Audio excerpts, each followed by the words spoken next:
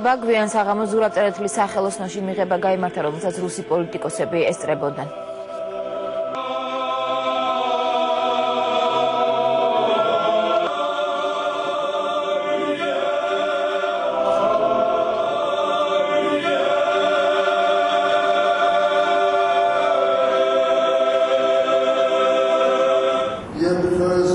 ჩემი ვიზიტის მიზანია დაიწყოს იმ შეცდომების გამოსწორება, რომლებიც მრავლად დავუშვით. ვფიქრობ, გვეყოფას იმამაცე და გამბედაობა იმისთვის, რომ ეს შეცდომები გამოვასწოროთ. მე მქონდა შეხვედრა ვლადიმერ პუტინთან და შევთანხმდით იმაზე, რომ ასე გაგრძელება აღარ შეიძლება.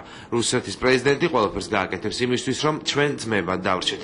ის რაც მოხდა არც რუსეთის და არც საქართველოს ბრალია, მით უმეტეს არც სამხრეთ ოსეთისა და აფხაზეთის. ეს ცალკეული პიროვნებების ბრალი იყო. ქართველები გიჟები არიან სიყვარულში, გიჟები არიან კეთილის საქმის კეთებაში, მხოლოდ მათ თუ შეუძლიათ გითხრან შენი ჭირიმე ან შენ გენაცვალე. მე მადლობას გიხდით ყველა აქ მყოფს იმისთვის, რომ გიყვართ საქართველო. საქართველოსა და რუსეთს შორის სიყვარული იქნება მუდმივი.